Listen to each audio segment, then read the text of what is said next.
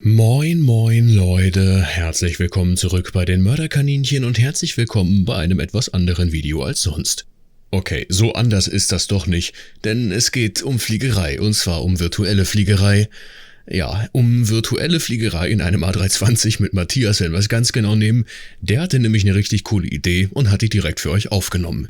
Deswegen will ich eigentlich auch nicht lange um den heißen Brei herumreden, sondern euch einfach nur viel Spaß wünschen. Wenn ihr dazu Anmerkungen, Anregungen oder Fragen haben solltet, dann bitte rein damit, wie immer, in die Kommentare, auf dem Discord oder per Mail. Und nun viel Spaß.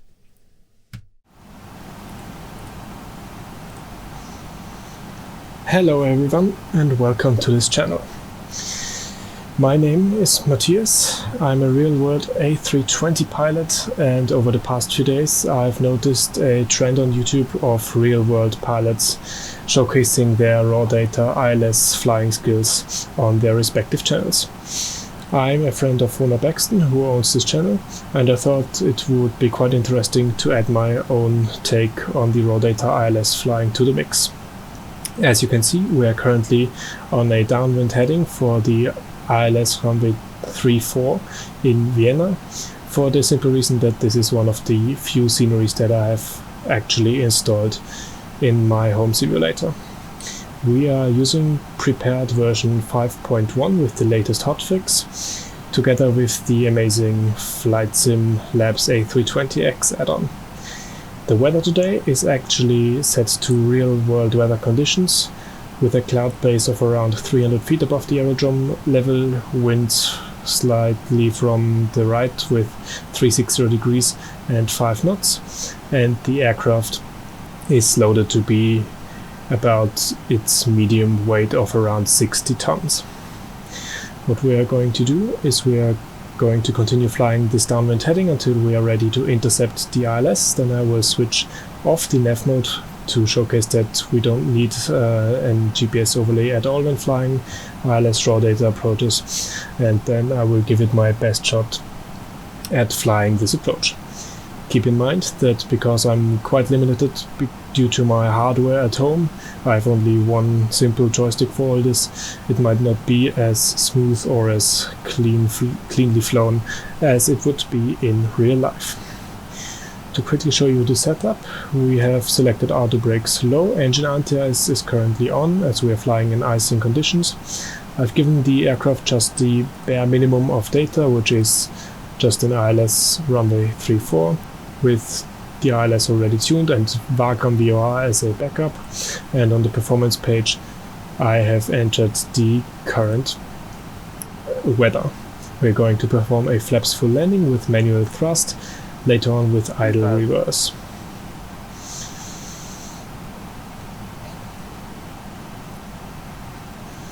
Then without further ado, I think we are now ready. We are now at a DME distance of around 13.7 miles from the Oscar Echo November localizer, which is the localizer for runway 34 in Vienna. Our final descent point will be at 7.4 DME, which means that we should be able to make our inbound turn any second now.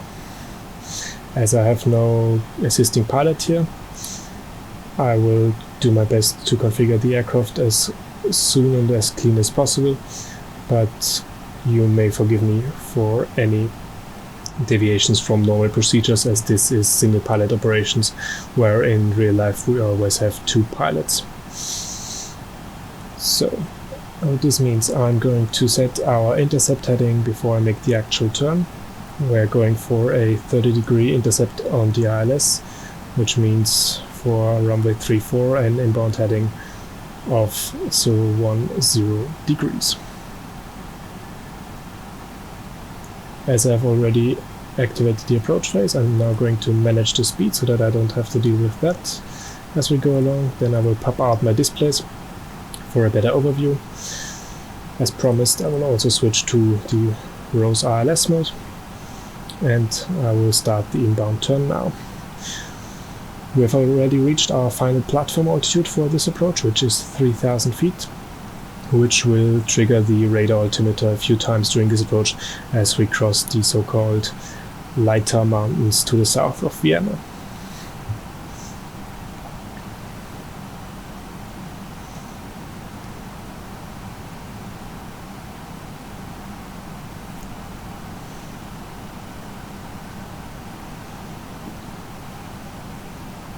To give you a brief approach briefing during this inbound turn, we are, as I said, a medium weight A320 on our way to the ILS runway 34 in Vienna.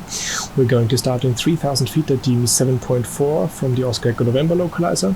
We will follow the inbound track of 340 degrees down a 3-degree glide path. I've corrected the minimum a little bit due to the low temperatures around here, due to a minimum of 820 degrees, and should we perform a missed approach, we will continue straight ahead until DME 9.8 of the Fisherman VOR, which is tuned in the VOR1 slot, and then turn back towards Fisherman, climbing 5000 feet, although I hope that won't be necessary today. So now I'm just rolling out on our intercept heading of 010 and waiting for the localizer to move in, which is happening now. So I'll just continue to turn towards the final approach track of 340.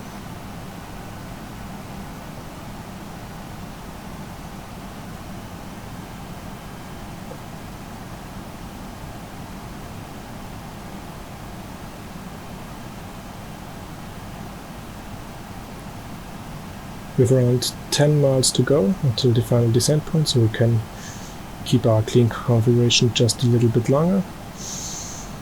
I will take this short time and let the Airbus fly-by-wire help me out with keeping the aircraft stable while I tune in the actual inbound heading, which is now set at 340, and now I'm going to start configuring the aircraft, which is a little bit early, but due to the single pilot operations which I'm forced to perform here, it helps me out if I don't do that within the approach.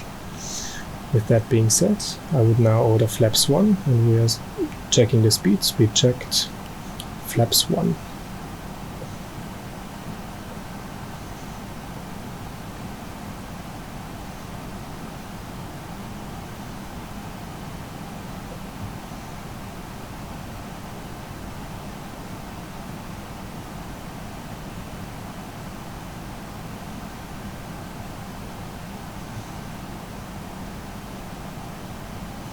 When flying ILS approaches in an Airbus, it is a good rule of thumb to be configured with configuration 2 when you descend below the last platform altitude of your approach, so that you have a minimum configuration of flaps 1 should you perform a missed approach above the minimum. I'm slowly letting the speed bleed down towards the S speed. We're still 5 miles away from the final descent point, so we have still a little bit of time. As I said, the radio altimeter is already alive due to the little mountain range to the south of Vienna.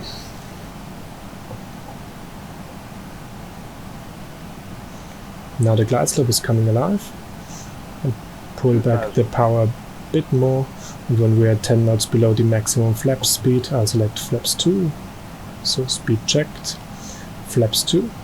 What flaps 2 will do in the Airbus is we will get quite some ballooning, which I have to counteract with my joystick here, as the fly-by-wire usually is not accurate enough to counteract all of the ballooning.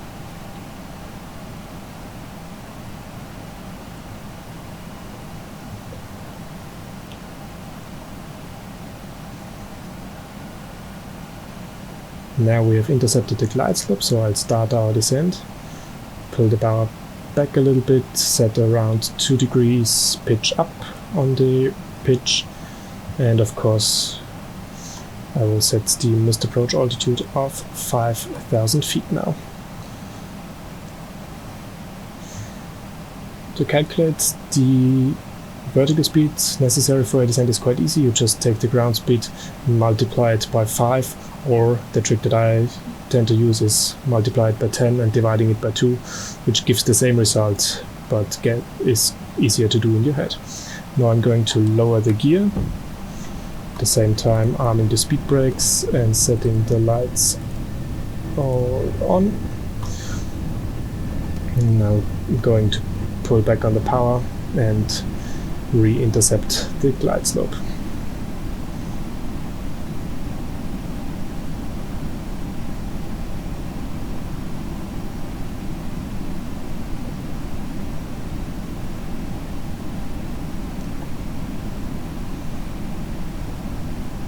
We are almost configured for landing. The only thing missing is the full configuration, which I will now set. So speed checked, flaps 3. And speed checked, flaps 4. Which is the final configuration for landing.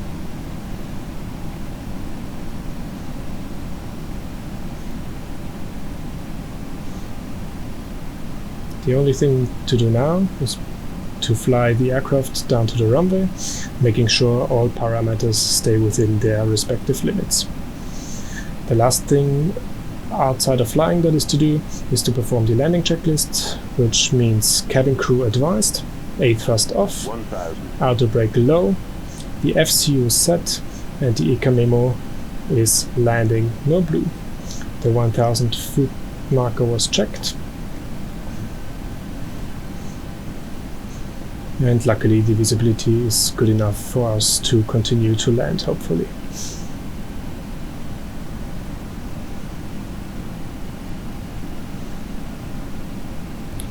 Today's weather conditions are quite easy to fly in, with the wind more or less directly in front of us and no major turbulence. Let us know down in the comments if you would like to see me trying a raw data crosswind landing, which is quite challenging in the simulator, as we do not have quite accurate rudder pedals in here. 400. 100 above. Checked.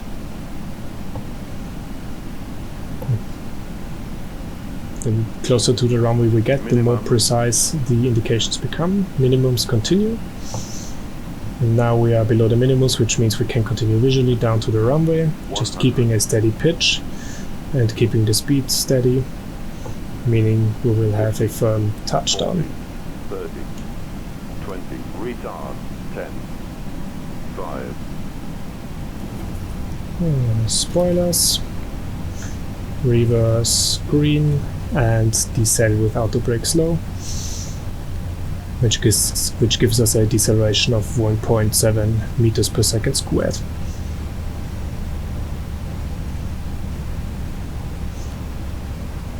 At 70 knots we will store the reversers,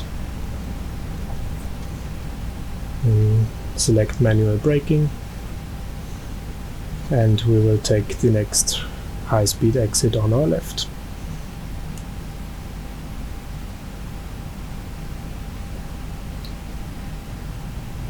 Of course, now we would perform the after landing items, but again, as I'm doing single pilot operations here, I will delay this until I have vacated the runway.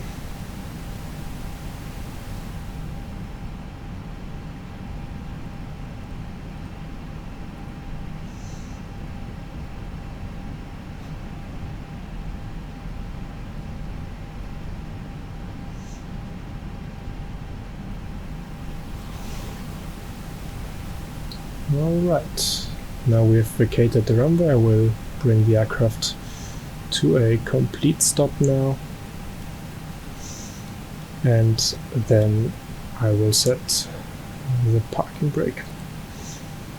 So guys, let me know what you thought of this short video. If you enjoyed it, leave a thumbs up and a comment, and let us know if you want to see more of these kinds of videos. Until then, have a good day.